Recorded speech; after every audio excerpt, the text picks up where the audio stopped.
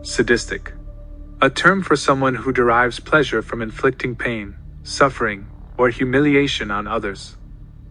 This fits Big Nate pretty well considering all of the things he's done on prank day to his teachers. For example, when Mr. Galvin was getting attacked by a swarm of bees, Nate was smiling in the background. This is not a normal reaction to the situation. In this video we will talk about all of Nate's very psychopathic pranks and sadistic reactions. One time Big Nate made Mr. Galvin's pants exploded.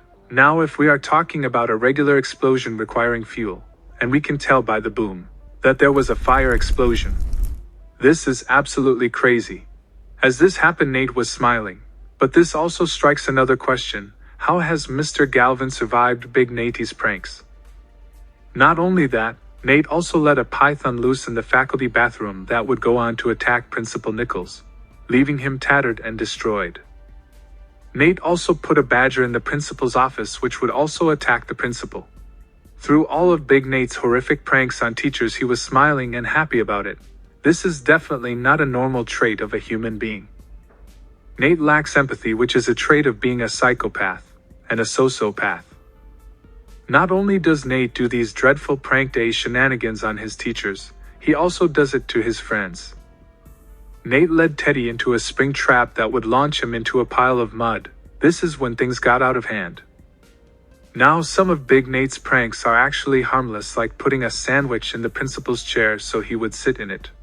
Unlike letting hundreds of fire ants loose to attack Mr. Staples, and having the principal come face to face with a skunk. Now I think we can agree that the pranks on Mrs. Godfrey are justified. On the day before prank day, Nate laughs an evil laugh, frightening the principal. This is a clear sign of how Nate enjoys doing these horrendous things to his teachers. The things Big Nate does are so bad that the librarian is terrified to see him, and is scared for her life, almost being so scared of Nate just being present.